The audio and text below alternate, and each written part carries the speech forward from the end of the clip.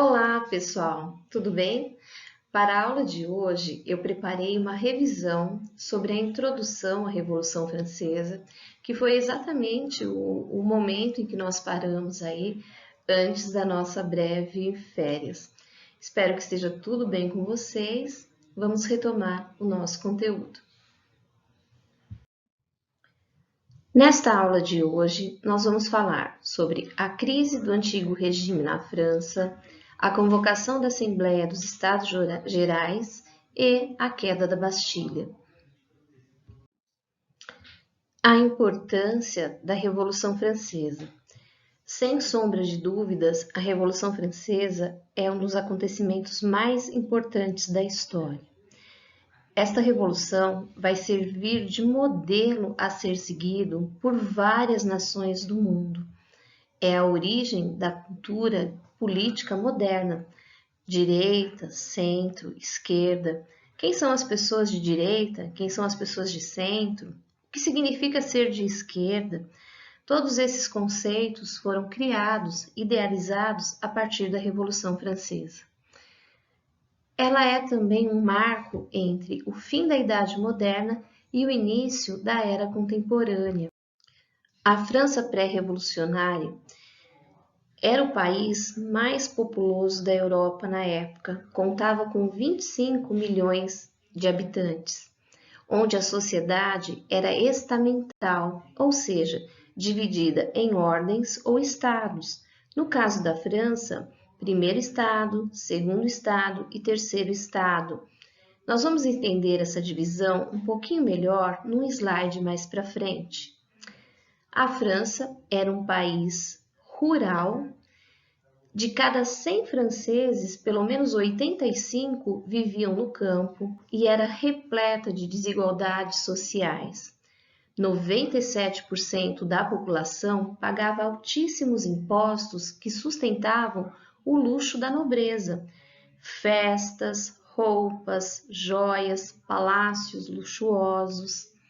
E, inclusive, a burguesia estava muito insatisfeita com os impostos que pagava sem receber nada em troca. Devemos lembrar que a burguesia é uma classe social que vive do comércio. Há uma necessidade de boas estradas, de pontes para a realização desse trabalho. O governo francês gastava mais do que arrecadava, razão pela qual o rei desejava sempre aumentar os impostos. Neste momento, na França, acontecia também o desenvolvimento do movimento iluminista. Vamos lembrar um pouquinho. O iluminismo é um movimento intelectual que tem por objetivo combater o absolutismo, o poder absoluto dos reis. E essas ideias, esse novo modo de pensar a respeito da política, inclusive, começa a tomar conta da mentalidade das pessoas. 2 anos antes da Revolução, a França ainda passa por graves fenômenos naturais, chuvas, nevascas e secas que impediram a colheita e mataram muitos animais. Neste momento, e por conta disso, o preço dos alimentos ficou caríssimo e a maioria da população não podia comprar. Começa a acontecer aqui um verdadeiro impasse. Como o povo iria pagar impostos se estava passando fome? Então, esse é um quadro da França pré-revolucionária. Podemos observar que as coisas não caminham muito bem, ok?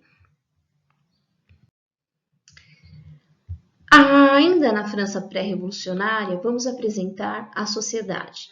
A sociedade, como eu disse, é estamental, no caso aqui, dividida em estado.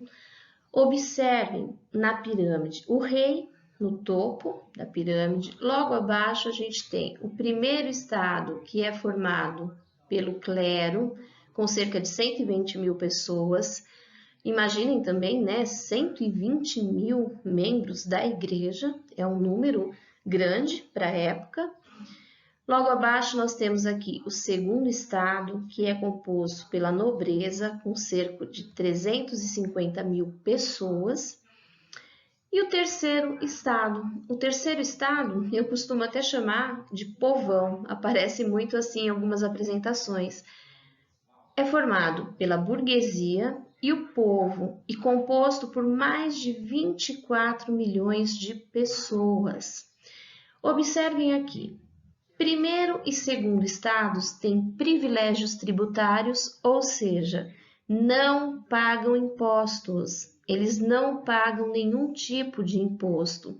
E também têm privilégios jurídicos. A lei que se aplica ao primeiro e ao segundo estados é bem diferente da lei que é aplicada para o terceiro estado. Então, aqui tem um quadro nítido da desigualdade. Nós vimos então que a França tem realmente fatores para o surgimento de uma revolução. Temos crises econômicas, na agricultura, na indústria, nas finanças públicas. Temos uma insatisfação do terceiro estado, sobretudo a burguesia, que gera muito lucro nesse momento. E o quadro de finanças da França não é muito bom nesse ano que precede a Revolução. Observe. Despesas, 629 milhões de libras. 318 milhões destinavam-se ao pagamento dos juros por dívidas provocadas pelas guerras. A França se envolveu em muitas guerras. Inclusive, um exemplo aqui é a própria independência dos Estados Unidos, quando os franceses, ajudam ao final da guerra os Estados Unidos a se libertar da Inglaterra. Muitas dívidas foram adquiridas nesse momento, então boa parte do dinheiro vai para o pagamento de juros de dívidas. Isso incomodava demais a população e a burguesia. A receita da França no momento de 503 milhões, então acontece um déficit, uma diferença de 126 milhões. É nesse momento, e para tentar resolver o problema financeiro da França, que o rei resolve convocar a Assembleia dos Estados Gerais. Observem bem esse nome. Membros dos 3 estados vão ser convocados para participar de uma reunião onde o objetivo é resolver ou encontrar uma solução para os problemas econômicos da França. Aqui uma obra ilustrativa, a obra de um artista francês, mostrando aí, como é que foi a convocação dos Estados Gerais na Assembleia. Pois bem, Luís XVI convocou a Assembleia dos Estados Gerais em maio de 1789 para discutir a questão dos impostos.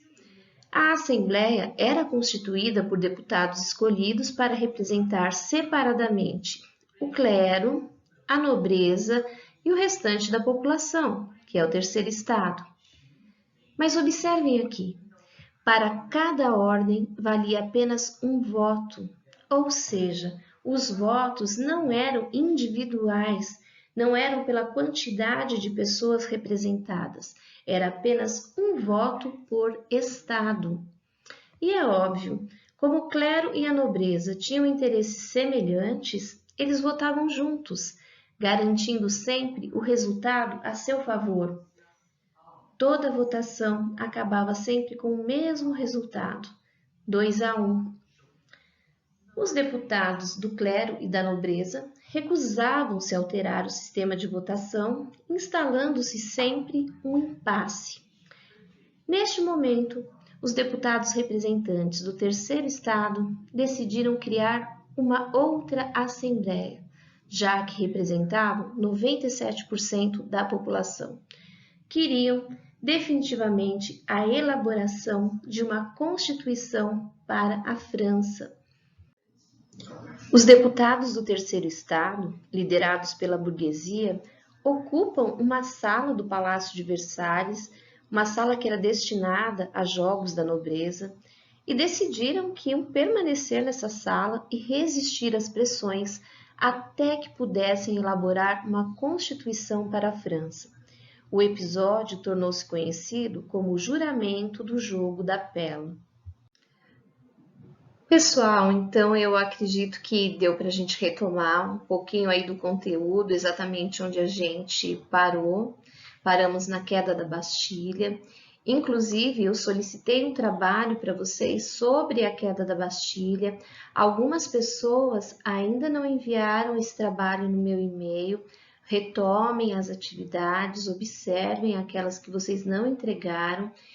E eu peço que me entreguem, por favor, nesta primeira semana já, para que eu possa corrigir, atribuir a nota direitinho. Eu também solicitei alguns exercícios e sobre esses exercícios eu já fiz a correção. A correção está lá na plataforma, no serviço online. São correções em áudio, são áudios curtos, corrigindo questão por questão. Se você já corrigiu, retome, dá uma olhadinha para se situar, para que a gente possa dar início a um bom trabalho aí a partir das próximas aulas, ok? Até breve!